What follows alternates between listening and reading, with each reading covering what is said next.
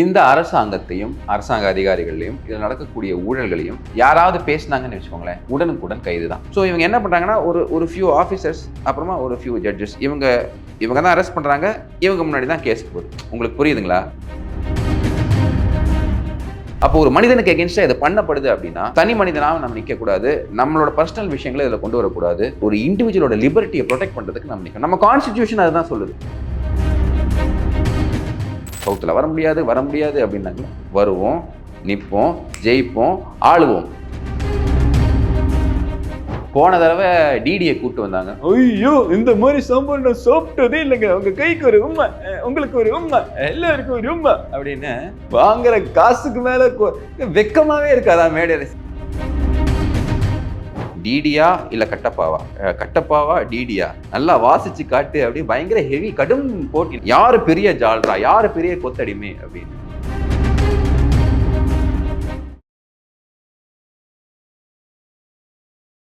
இளைய பாரத நேயர்களுக்கு வணக்கம். இன்னைக்கு நம்ம நேர்காணல நம்ம சிறப்பு விருந்தினர் இளைய பாரதத்தின் நிறுவனரான கார்த்திக் கோபிநாத் சார் அவர்கள் தான். வணக்கம்ண்ணா. வணக்கம் ஜாண்டி.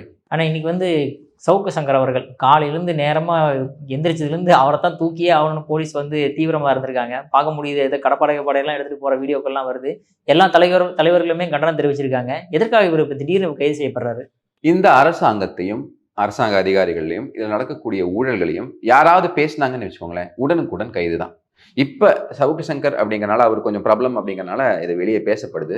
இதுக்கு முன்னாடி வராகி அப்படிங்கிறவர், அவரையுமே அரெஸ்ட் பண்ணியிருக்காங்க. அவரை இப்போதான் ஒரு புதுசாக ஒரு குண்டாஸ் முடிச்சு வெளியே கொஞ்ச நாள் தான் இருந்தார். மறுபடியும் அரெஸ்ட் பண்ணி தூக்கி உள்ள வச்சாங்க. வரதராஜன் அவர்கள் உங்களுக்கு எல்லாருக்கும் தெரியும், எக்ஸ் போலீஸ் ஆஃபீஸர், சட்டம் தெரிஞ்சவர். அவருமே திமுக விமர்சிக்கும் போது அந்த சாக்கில் அரெஸ்ட் பண்ணாமல் இன்டெரக்டாக நீதிபதிகளை சொல்லிட்டாங்க. அப்படி நீதிபதிகளை நீங்கள் நடத்துகிற லட்சணம் எங்களுக்கு தெரியாதா? அவரை தூக்கி அரெஸ்ட் பண்ணி வைக்கிறது.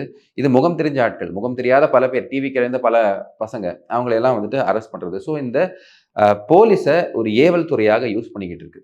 இதில் முக்கியமாக நம்ம பார்க்க வேண்டிய விஷயம்னா மேனர் ஆஃப் அரெஸ்ட். அப்போ என்ன மாதிரி ஒரு துரிதம் காட்டியிருக்காங்க பாருங்கள். கோயம்புத்தூரில் பாம் பிளாஸ்ட் நடக்கும்போது இன்டெலிஜென்ஸ் ஃபெயிலியர், அங்கே போய் அரெஸ்ட் பண்ணுறதுக்கு யாரெல்லாம் இன்வால்வாக இருக்காங்க அப்படிங்கிறத அரெஸ்ட் பண்ணுறதுக்கு இல்லை, அதற்கு முன்னாடியே ஒரு என்ன சொல்கிறது, இன்டெலிஜென்ஸை யூஸ் பண்ணி இதை தடுக்கிறதுக்கு ஏதாவது ஆர்வம் காட்டினாங்களா? அப்போ என்ன சொன்னாங்க, இது சிலிண்டர் பிளாஸ்ட். அதில் திமுக காரன் சொல்கிறான் பாருங்க, இயற்கை விவசாயி போய்கிட்டு இருக்கான் பாவம் அப்படின்னு. அப்போ அதில் எல்லாம் காட்டாத ஆர்வம். கஞ்சா இப்போ எவ்வளோ ஈஸியாக கிடைக்குது.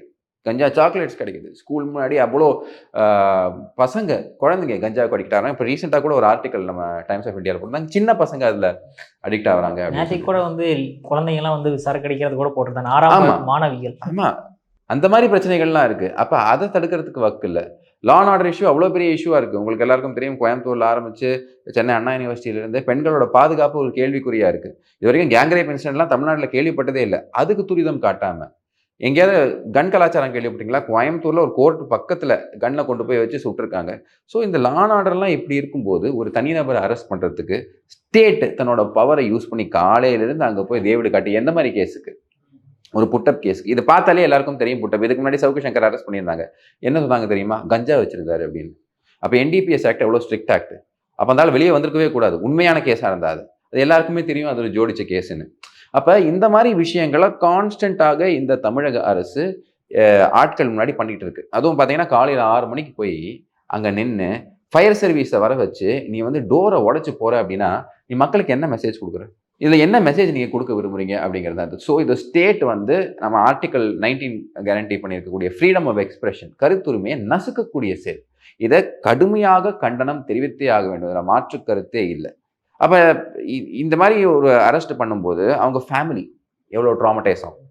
சவுக்கு சங்கர் அவர்களோட கேஸை விடுங்க, அவங்க ஆல்மோஸ்ட் அவங்க ஃபேமிலி யூஸ் டு ஆயிடுச்சு, அது கூடாது ஆயிடுச்சு. பட் மற்றவங்க எல்லாம் யாராவது இந்த அரசாங்கத்தை கிரிட்டிசைஸ் பண்ணோம் அப்படின்னா அவங்க ஃபேமிலியை ட்ராமடைஸ் பண்ண வேண்டியது. என்ன மாதிரி கேஸுக்கு? அதுவும் இந்த கேஸ் என்ன சொல்கிறாங்க அப்படின்னு பார்த்தீங்கன்னா 94,000 ரூபா அனுப்பிச்சிட்டாங்க, நானும் மாலதியும் அடித்து விட்டோம். இதெல்லாம் சவுக்கு சங்கர் அவர்கள் ரெக்கார்ட் பண்ணக்கூடிய விஷயங்கள். அடுத்தது இவங்க என்ன கதை கோர்ட்டில் விடுவாங்க அப்படிங்கிறதையும் பார்க்க வேண்டியிருக்கு. அதாவது ஏதோ ஒரு படத்தோட ப்ரொடியூசரை பற்றி சவுக்கு சங்கர் தவறாக பேசுகிறதாகவும், அதற்கு வேண்டி அந்த ப்ரொடியூசர் இவரை நோக்கி வீட்டுக்கு வந்ததாகவும், அப்போ அவர் கையிலேருந்து இவங்க 2 பேரும் அடித்து 2 லட்ச ரூபா பிடுங்கினதாகவும், அப்புறமா நிதிஷ் அவரோட செல்லுக்கு அவர் ஒரு அமௌண்ட் அனுப்பிச்சதாகவும், இதெல்லாம் பார்த்தீங்க அப்படின்னா எங்கேயுமே ஒரு நம்பகத்தன்மை இல்லை. சவுக்கும் மாலத்தையும் சேர்ந்து 2 பேர் ஒரு ப்ரொடியூசரை போட்டு அடித்து பிடுங்குற மாதிரி யோசிச்சு பாருங்களேன். நீங்கள் யோசிச்சு பாருங்கள் எப்படி இருக்கும் அப்படின்னு சொல்லிட்டு. ஸோ இது வந்து ரொம்பவே வன்மையாக கண்டிக்கத்தக்க ஒரு செயல். இது தேசம் எங்கும் பார்க்கப்படும். இது எவ்வளோ பெரிய கேவலம் தெரியுமா? உங்களால் ஒரு ஒரு தனிநபரை எதிர்கொள்ள முடியல. யாரெல்லாம் உங்களை எதிர்க்காங்களோ தூக்கி உள்ளே போட்டு ட்ராமடைஸ் பண்ணி போலீஸை வந்து இப்படி யூஸ் பண்ணுறது அப்படிங்கிறது ரொம்பவே வன்மையாக கண்டிக்கக்கூடிய ஒரு செயல். ஓகேண்ணே. ஆல்ரெடி வந்து இவர் வந்து ஏற்கனவே ஒரு குண்டாஸ் போட்டாங்க. அதுக்கு வந்து கோர்ட் வந்து கொட்டு வச்சு அனுப்பினாங்க. மறுபடியும் ஜெயிலுக்கு போயிட்டு மறுபடியும் ஒரு 2வது தடவை குண்டாஸ் போட்டாங்க. அப்ப இன்னொரு தடவை இப்ப குண்டாஸ் போட்டா நீதிமன்றம் ஏதாவது கொட்டு ஸோ வைப்பாங்க. நீதிமன்றம் கொட்டு வைக்கிறது, மிதிக்கிறது, காரி துப்புறதை பற்றி இந்த அரசாங்கம் கவலைப்படுதுன்னு நீங்கள் நினைக்கிறீங்களா? அப்போ நீங்கள் அரசியலை ஃபாலோ பண்ணலன்றேன். எங்க பிளாட்டன்ட் வயலேஷன் ஆஃப் கோர்ட் ஆர்டர்ஸை மட்டும் தான் இந்த அரசாங்கம் பண்ணிக்கிட்டு இருக்கு. கண்டெம்ப்சுவஸ் ஆக்ட் மட்டும் தான் இந்த அரசாங்கம் பண்ணிக்கிட்டு இருக்கு. இங்க இருக்கக்கூடிய டிஸ்ட்ரிக்ட் அட்மினிஸ்ட்ரேஷன் எல்லாமே எல்லா டிஸ்ட்ரிக்ட்ஸ்ல இருக்கிற அட்மினிஸ்ட்ரேஷன் ஆல்மோஸ்ட் இம்ப்யூனிட்டியில் ஆப்ரேட் பண்றாங்க. அவங்களுக்கு பயமே இல்லை. இதெல்லாம் அவங்க சரியான அடி வாங்க போறாங்க அப்படிங்கிறது வேற விஷயம். இப்போ ஆட்சி மாற்றம் நடக்கட்டும். இங்க யாரெல்லாம் ஒரே போலீஸ் ஆஃபீஸர் தான் எல்லா பொலிட்டிக்கல் அரெஸ்ட்டும் நீங்க பண்ணுவார் பாருங்க. எல்லாமே வந்து ஒரே கோர்ட்டுக்கு தான் கொண்டு போய் எப்படா இந்த ஜூரிஸ்டிக்ஷன் இங்க வருது? இல்லை சார் கேஸ் இங்க கொடுத்தாங்க அதனால நாங்க கொண்டு வந்துட்டோம் அப்படின்னு சொல்லிட்டு எல்லாமே சைதாப்பேட் ஜேஎம் கோர்ட்ல தான் கொண்டு. அப்ப இந்த விஷயமும் மேல சுப்ரீம் கோர்ட்டுக்கு சூப்பர்வைசரி பவர்ஸ் இருக்கு. ஸோ அந்த விஷயம் மேல கொண்டு போகப்பட்டிருக்கு. எப்படி எல்லாமே இந்த கோர்ட்டுக்கு வருது? எப்படி எல்லாமே இந்த ஆள் மட்டும் வந்து கரெக்டா அரெஸ்ட் பண்றாங்க? ஸோ இவங்க என்ன பண்ணுறாங்கன்னா ஒரு ஃபியூ ஆஃபீஸர்ஸ் அப்புறமா ஒரு ஃபியூ ஜட்ஜஸ் இவங்க தான் அரெஸ்ட் பண்ணுறாங்க. இவங்க முன்னாடி தான் கேஸ் போகுது. உங்களுக்கு புரியுதுங்களா? ஸோ இந்த மாதிரி ஒரு நெட்வொர்க்கை இவங்க ஃபார்ம் பண்ணிட்டு பொலிட்டிக்கல் டிசென்ட்டை வந்து இவங்க பனிஷ் பண்ணிக்கிட்டு இருக்காங்க. இந்த மாதிரி ஆக்ஷன் ஒரு கவர்மெண்டோட ஆக்ஷன் வந்து ரொம்ப நாள் பழிக்காது. இதற்கு தக்க தண்டனை கிடைக்கும். ஓகே. பட் இருந்தாலுமே சவுக்கு சங்கர் ஒன்ஸ் அப்பான டைம்லாம் நம்ம பார்க்கும்போது உங்களையும் விமர்சனம் பண்ணியிருக்காரு. அவங்களுக்கு சப்போர்ட் பண்றவங்களையும் எல்லாத்தையுமே விமர்சனம் பண்ணியிருக்காரு. இப்போ உள்ள போறது சரிதான்னு நம்ம பார்க்க முடியும். அதாவதுங்க திரு சவுக்கு சங்கரங்கள் இதுக்கு முன்னாடி தவறான விமர்சனங்கள் வச்சிருக்காரு. நிறைய பேரோட குடும்பம் அதனால பாதிக்கப்பட்டது. ஏன்னா அவர் சொல்றது வந்து 80% பொய்யா இருக்கும், 20% கரெக்டா இருக்குங்கிறதான. இல்ல அது அந்த கடந்த காலத்துல அந்த மாதிரி அவரோட செயல்பாடு இருந்திருக்கு. அதுல எந்த விதமான மாற்று கருத்தும் இல்லை. அதுவும் குறிப்பாக திமுகவுக்கு அவர் ஆதரவு தெரிவிக்கும் போது ஆளுங்கட்சியோட அந்த பலத்துல நம்ம இருக்கோம் அப்படின்னு தெரிஞ்சு பயங்கரமான பொய்களை எல்லாம் கட்டவிழ்த்து விட்டார். குறிப்பாக என்னோட பர்சனல் கேஸ்ல நீங்க பாத்தீங்க அப்படின்னா அவர் பண்ணியிருக்கிறதெல்லாம் கொஞ்சம் நஞ்சம் கிடையாது. அவரு தான் கிளப்பி விட்டு அதுக்கப்புறம் எக்கோ சிஸ்டம் எல்லாம் உங்களுக்கு தெரியும். அந்த எக்கோ சிஸ்டம் எப்படி ஸ்டார்ட் பண்ணிச்சுன்னா அவ்வளவுதான். அதே மாதிரி பல பேர் எங்க தலைவர்களை, ஏன் மோடி அவர்களை, ஏன் அண்ணாமலை அவர்களை, ஏன் இன்னைக்கு அவர் ஆதரிக்கக்கூடிய இபிஎஸ் அவர்களை பத்தி அவர் பேசாத விஷயமே கிடையாது. மேடம் ஜெயலலிதா பத்தி பேசாத விஷயம் கிடையாது. யாரை பத்தியுமே அவர் பேசாத விஷயம் கிடையாது. பட் இதெல்லாம் ஒரு சைடு. எல்லாம் என் நண்பர்கள் சொல்லுவாங்க சத்ரு போதம் வேணும்னு. நம்ம சத்ரு யாருன்னு தெரியும், யார் நம்ம எதிரி அப்படின்லாம் நமக்கு தெரியும். பட் இது நம்ம கடமை. It is individual versus the state. இந்த கேஸ்ல இண்டிவிஜுவல் உங்களோட ஸ்வோன் எனிமியா இருந்தாலும் கூட, நமக்கு சவுக்கு சங்கர்லாம் ஸ்வோன் எனிமியெல்லாம் எனக்கு கிடையாது. பட் அந்த ஸ்வோன் எனிமியா இருந்தால் கூட இண்டிவிஜுவல் வெர்சஸ் ஸ்டேட் வரும்போது உங்களோட கடமை என்ன அப்படின்னு பார்த்தீங்கன்னா, ஸ்டேட் தவறாக இருக்கா கண்டிப்பாக அந்த பாதிக்கப்பட்ட நபர் கூட நிற்கணும். ஏன்னா ஸ்டேட்டோட பவர் வந்து ரொம்ப mighty, long arm of the ஸ்டேட்னு சொல்லுவாங்க. அப்போ ஒரு மனிதனுக்கு எகென்ஸ்டா இது பண்ணப்படுது அப்படின்னா தனி மனிதனாக நம்ம நிற்கக்கூடாது. நம்மளோட பர்சனல் விஷயங்களை இதில் கொண்டு வரக்கூடாது. ஒரு இண்டிவிஜுவலோட லிபர்ட்டியை ப்ரொடெக்ட் பண்ணுறதுக்கு நம்ம நிற்கணும். நம்ம கான்ஸ்டிடியூஷன் அதுதான் சொல்லுது. அதுதான் அதோட எடுத்துக்காட்டு. இவ்வளோ ஃபண்டமெண்டல் ரைட்ஸ் எது கொடுத்துருக்காங்க அப்படின்னா, டேய் நீ தான் முக்கியம். இந்த அரசாங்கம்ங்கிறது நீ உருவாக்குனது. அப்போ உன்னை அழுத்துறதுக்கு ஒரு அரசாங்கம் வேலை செய்யுது அப்படின்னா அதற்கு எதிர்த்து நீ நிற்கணும். அது உன்னோட கடமை. இது இண்டிவிஜுவல்ஸாக இருந்தாலும் சரி, இது இளைஞர்கள் எல்லாருமே பண்ண வேண்டிய ஒரு விஷயம். ஸோ அதற்காக தான் நான் நினைக்கிறேன் இது என்னோட கடமை. இதுக்கு நிறைய பேர் கிரிட்டிசைஸ் பண்ணுவாங்க. எப்படி நீ நிற்கலாம்? பண்ணி ஆக வேண்டும். இது நாளைக்கு திமுக காரன் இப்போ ஆட்சி மாறி திமுக காரனுக்கு இது நடந்தாலும் கூட இது தவறு அப்படின்னு நம்ம சொல்லுவோம். அது எந்த தீவிரம் அப்படிங்கிறது நம்மளால சொல்ல முடியாது. தவறுன்னு சொல்லி ஆக வேண்டும். அதுதான் நம்மளோட கடமை. இல்லைனா இந்த அரசியலமைப்பு சட்டம், மாடர்ன் வே ஆஃப் லைஃப், அதுக்கப்புறம் சோஷியல் ஜஸ்டிஸ், லிபர்ட்டி, இதெல்லாம் சும்மா வாய் வார்த்தையாக இருக்காது. இதெல்லாம் இல்லைனா இப்படி போட்டுக்கோ. இல்லைனா இந்த கான்ஸ்டிடியூஷன், அப்புறமா லிபர்ட்டி, ஃப்ரீடம் ஆஃப் எக்ஸ்பிரஷன், இதெல்லாம் வாய் வார்த்தையாக இருந்துடும். நம்ம கடமையை நம்ம பண்ணுவோம். மற்றது பாக்கி நடக்கிறது எல்லாம் மேலே இருக்கும் பார்த்துப்போம். அடுத்ததாக பார்த்தோம்னா, இப்போ நீங்கள் ஆல்ரெடி சொல்லிங்க கேரளாவில் வந்து மிகப்பெரிய ஒரு மாற்றம் வரும் அப்படின்ட்டு சொன்ன மாதிரி லோக்கல் பாடி எலெக்ஷனில் மிகப்பெரிய ஒரு விஷயங்கள் நடந்திருக்குது. என்னென்ன மாதிரியான விஷயங்கள் நடந்தது? நேற்று தான் சொன்னோம்ல, கேரளாவில் ஒரு மாபெரும் மாற்றம் வரும் அப்படின்னு சொல்லிட்டு. அதாவதுங்க நேற்று தான் சொல்லியிருந்தோம். அதாவது பேசும்போது சொல்லியிருந்தோம் கேரளாவில் ஒரு பெரிய மாற்றம் வரும் அப்படின்னு நம்ம சொல்லியிருந்தோம். அது இப்போ அது ரொம்ப தெளிவாக தென்பட ஆரம்பிச்சிருச்சு. ஃபர்ஸ்ட் நான் காங்கிரஸ் கவர்மெண்ட் இந்த நாட்டில் எப்போ வந்துச்சு? கேரளாவில் தான் வந்துச்சு. இஎம்எஸ் நம்பூதிரி அவர் தான் வராரு. ஃபர்ஸ்ட் நான் காங்கிரஸ் கவர்மெண்ட் அப்போ அங்கிருந்து தான் வருது. ஆனால் அப்பத்திலிருந்து என்ன ஆச்சு அப்படின்னு பார்த்தீங்கன்னா, காங்கிரஸ் இல்லை கம்யூனிஸ்ட். இந்த காங்கிரஸை யூடிஎஃப் அப்படிம்பாங்க, இந்த கம்யூனிஸ்ட் கூட்டணியை எல்டிஎஃப் அப்படிம்பாங்க. ஸோ இந்த தடவை என்ன இருக்குது அப்படின்னு பார்த்தீங்கன்னா, திருவனந்தபுரம் பத்மநாப சுவாமி கோயில் உங்களுக்கு எல்லாருக்கும் தெரியும். அப்போ பத்மநாப சுவாமி கோயில் இருக்கக்கூடிய அந்த இடம் அங்கே, அது மட்டும் இல்லாமல் கேபிட்டல் ஆஃப் கேரளா. அப்போ காட்ஸ் ஓன் கண்ட்ரியோட கேபிட்டலாக இருக்கக்கூடிய அந்த இடத்துல திருவனந்தபுரம் முனிசிபல் கார்பரேஷனில் 40 வருஷமா எல்டிஎஃப்ஐ யாராலையுமே பீட் பண்ண முடியல. கம்யூனிஸ்டோட கோட்டையாக இருந்துச்சு. இப்போ மெல்ல மெல்ல என்ன பண்ணாங்கன்னா, அப்புறம் 2000 2005 2010 வரைக்கும் மெல்ல மெல்ல பிஜேபி உள்ள வர ஆரம்பிச்சது. யூடிஎஃப் விட கொஞ்சம் பெட்டர் பர்ஃபார்ம் பண்ண ஆரம்பிச்சு. இந்த தடவை என்ன இருக்கு அப்படின்னா, பர்ஃபார்மன்ஸ் எப்படி இருக்கு அப்படின்னு பார்த்தீங்கன்னா, அமோக வெற்றி, பயங்கரமான வெற்றி. 51 இடங்கள்ல ஜெயிச்சிருக்காங்க. 101ல் 51 பிஜேபி ஜெயிச்சாங்க. போன தடவை சொன்னாங்க, நாங்கள் இதை தூக்க போறோம், Thiruvananthapuram is going to be the nerve centre அப்படின்னு. கேபிட்டல் நீங்க தூக்குறீங்கன்னு வைங்க, கேபிட்டலோட முனிசிபல் கார்பரேஷன் நீங்க தூக்குறீங்கன்னு வைங்களேன். அது மட்டும் இல்லை, க்ளோஸ்லி கண்டெஸ்டட் லோக்சபா சீட்டு கூட. இப்போ இவங்க இந்த லோக்கல் பாடி எலெக்ஷன்ஸ் எல்லாத்துலேயும் வாங்கி இருக்கக்கூடிய அந்த ஓட்டை நீங்க பார்த்தீங்க அப்படின்னா கிட்டத்தட்ட 10 to 12 விதான்சபா, அதாவது சட்டசபை சீட்டுக்கு ஈக்குவலாக இருக்கும். ஸோ அது ஒரு சூப்பரான பர்ஃபார்மன்ஸ். குறிப்பாக இந்த இடத்துல திருவனந்தபுரத்தில் அவர் பண்ணியிருக்கிறது ரொம்ப பெரிய ஒரு அச்சீவ்மெண்ட். அதுவும் அங்கே இருக்கக்கூடிய ராஜீவ் சந்திரசேகர் அவர்கள் இருக்கார் பார்த்தீங்களா, புதுசாக அதாவது பிஜேபியோட ஸ்டேட் பிரசிடென்ட்டாக வந்திருக்காரு. First central minister. Thiruvananthapuram seat contest பண்ணாரு, தோத்துட்டாரு. பட் அவரோட லீடர்ஷிப்பில் இது நடந்திருக்கு. ஸோ இது ஒரு பெரிய ஒரு ரீஎனர்ஜைஸ் பண்ணியிருக்கு அங்கே இருக்கக்கூடிய லோக்கல் ஸ்டேட் யூனிட்டை. அதுலேயும் இப்போ நீங்கள் பார்த்தீங்க அப்படின்னா, இது ஏன் இப்படி ரொம்பவே இம்பார்ட்டன்ட் அப்படின்னு நீங்கள் கேட்கலாம். சார் அப்படி பார்த்தாலுமே யூடிஎஃப் தானே மேக்ஸிமம் வின் பண்ணியிருக்கு. இந்த லோக்கல் பாடி எலெக்ஷன்ஸில் என்ன நடந்திருக்கு அப்படிங்கிறத நான் சொல்கிறேன். எல்டிஎஃப்க்கு, கம்யூனிஸ்ட் கூட்டணிக்கு சரியான அடி. ஆளும் கட்சி, எப்பவுமே நீங்கள் பார்த்துருப்பீங்க, ஆளும் கட்சி லோக்கல் பாடி எலெக்ஷனில் வின் பண்ணும். ஆனால் கேரளாவில் ஒரு ட்ரெண்ட் இருக்குது. 2010 எதிர்கட்சி வின் பண்ணுச்சு, புரியுதுங்களா? அப்போ 2011, அதாவது நமக்கு இப்போ 2025 லோக்கல் பாடி எலெக்ஷன்னா அவங்களுக்கு 2026 நம்மள மாதிரியே ஸ்டேட் எலெக்ஷன்ஸ் வரும். அப்போ 2010 வந்துட்டு லோக்கல் பாடி எலெக்ஷனில் எதிர்கட்சி வின் பண்ணுது. 2011 எதிர்கட்சி ஆளுங்கட்சி ஆகுது. அதே மாதிரி 2015 லோக்கல் பாடியில் அப்போ எதிர்கட்சி இருக்கு வின் பண்ணுது. அதே மாதிரி 16 வந்து அந்த எதிர்கட்சி ஆளுங்கட்சியாக மாறுது. ஸோ யார் இங்கே வின் பண்ணுறாங்களோ அவங்களுக்கு 2026 சான்சஸ் ரொம்ப ஜாஸ்தி. இது வந்து ஒரு டெஸ்ட் மாதிரி. இப்போ இந்த மெயின் எக்ஸாமுக்கு முன்னாடி ஒரு மாடல் எக்ஸாம் வைப்பாங்கல்ல, அதிலே தெரிஞ்சிடும் உன் ஜத்து என்ன அப்படின்னு சொல்லிட்டு. அந்த மாதிரி இது கிளியராக காட்டி கொடுத்துருச்சு. குறிப்பாக இந்த எல்டிஎஃப் மேலே எல்லாருக்கும் என்ன கோபம் அப்படின்னு பார்த்தீங்கன்னா, இந்த கம்யூனிஸ்ட் மேலே அங்கே இருக்கக்கூடிய ஐயப்ப பக்தர்கள்லாம் ரொம்ப கொதிச்சு போய் கிடக்குறாங்க இவங்க பண்ணியிருக்கக்கூடிய வேலைக்கு. இதை தான் காங்கிரஸும் சொல்கிறான். கேசி வேணுகோபால் அவர்களும் அதான் சொல்கிறாரு, ஐயப்ப பக்தர்களை நீங்கள் இப்படி பண்ணீங்கல்ல, அதனால உங்கள் காதை பிடிச்சி வெளியே அனுப்பிச்சிட்டாங்க அப்படிங்கிற விஷயத்த சொல்றாங்க. இது யூடிஎஃப்க்கு பெரிய வெற்றி. ஆனா அட் த சேம் டைம் இது அடுத்த ட்ரெண்ட், எமர்ஜிங் ட்ரெண்ட். திருவனந்தபுரத்தை யாரு எடுத்திருக்காங்க? பிஜேபி எடுத்திருக்காங்க. அங்க குறிப்பா என்னன்னா, டிஜிபி ஸ்ரீலேகா அப்படின்னு சொல்லிட்டு ஒருத்தங்க, அவங்க வந்து X DGP, X IPS officer, நம்ம அண்ணாமலை அவர்கள் மாதிரி எக்ஸ் ஐபிஎஸ் ஆஃபீஸர். அவங்க வந்து அங்க ஜெயிச்சிருக்காங்க. அவங்க வந்து ஒரு 600 ஓட்டுல டிஃபரன்ஸ்ல ஜெயிச்சிருக்காங்க.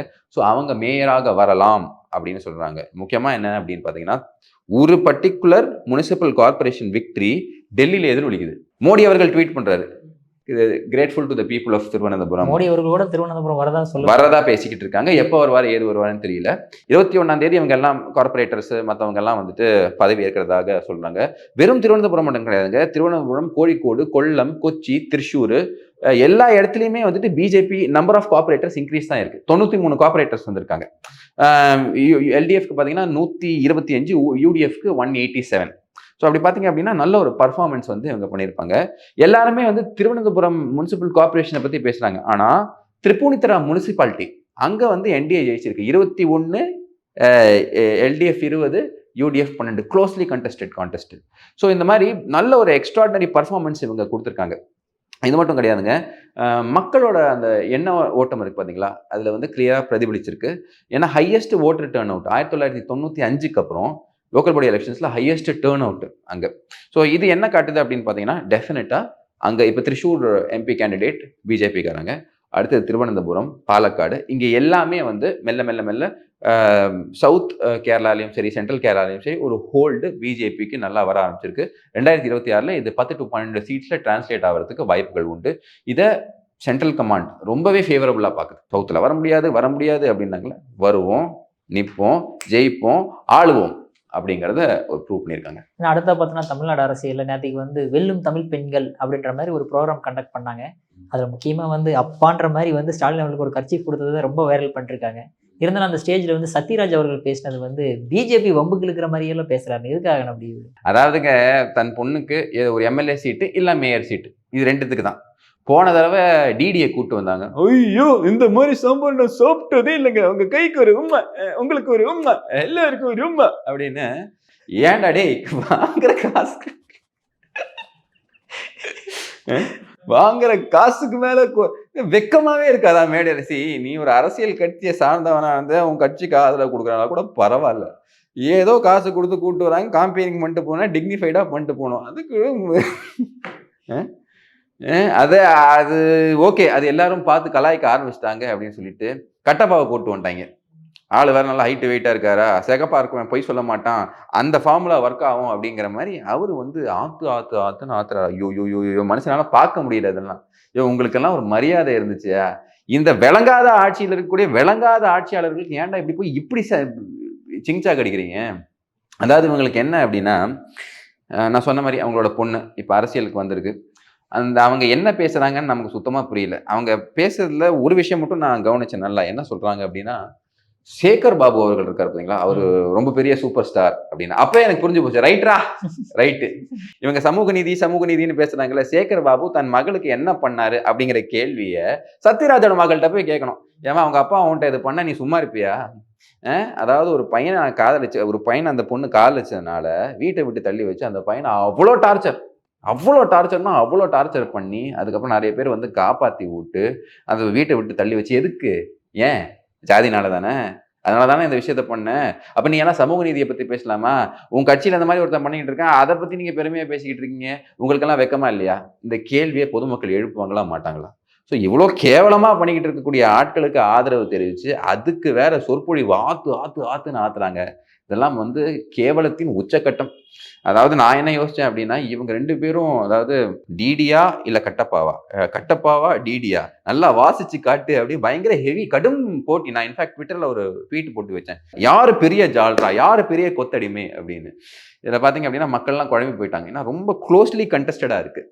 சிம்பிளா சொல்லணும் அப்படின்னா, படித்த மக்கள், விஷயத்தை தெரிஞ்ச மக்கள் இதெல்லாம் ஆதரவு தெரிவிக்க மாட்டாங்க. இதெல்லாம் ரொம்ப கிரிஞ்சா இருக்கு. அதுவும் இந்த ஸ்கிரிப்ட் எல்லாம் யார் எழுதி கொடுக்குறான்னு தெரியலங்க. இந்த அப்பாவோட டிஷர்ட் வச்சு அப்பா நான் வந்துட்டேன் அப்படின்னு ஓடி வர்றது. ஏய் என்னடா பண்றீங்க? இதெல்லாம் பார்க்கறதுக்கு உங்களுக்கே நல்லா இருக்கா? இல்ல கொத்தடிமல்கிட்ட நான் கேட்கிறேன், நீங்களே சொல்லுங்க. இதெல்லாம் பார்க்கறதுக்கு உங்களுக்கே நல்லா இருக்கா? கேவலமா இல்ல? ரொம்ப ஆர்டிஃபிஷியலா இருக்கு. இதெல்லாம் ஏன் பண்றீங்கன்னே நமக்கு தெரியல. பட் இருந்தாலும் ஏதாவது ஒன்று பண்ணோம். ஏன்னா சிஎம் வந்துட்டு டெய்லி நைட்டு கேட்பார்ல ரிப்போர்ட். ஏப்பா எப்படி போச்சு இந்த ஃபங்க்ஷன் நம்ம பண்ணோமே, மகளிர் ஓட்டெல்லாம் வந்துருமா? ஏன்னா விஜய் வந்துட்டாரு, ஓட்டு அங்கே போகுதுன்னு சொல்றாங்க, அதுக்கு தான் இந்த ப்ரோக்ராம் பண்ணியிருக்கோம், ஏதாவது பண்ணிருக்கீங்களா? ஆமா உங்களை அப்பா அங்க அம்மா மாதிரி நீங்க அப்பாவா பயங்கரமா சூப்பரா பண்றீங்க சார், பாத்தீங்களா ஒரு பொண்ணு ஓடி வந்துச்சு அப்படின்னு சொன்னாலும் நம்புறதுக்கு ரெடியா இருக்காரு சிஎம்.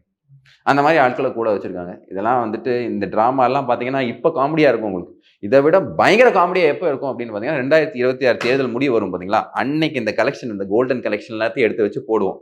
அப்போ மறுபடியும் இந்த பாட்டை போட்டு தான் ஆரம்பிப்போம், ஸ்டாலின் தான் வராரு அப்படின்னு. இப்ப அந்த பாட்டு எங்கேயுமே போடுறது இல்லைல்ல.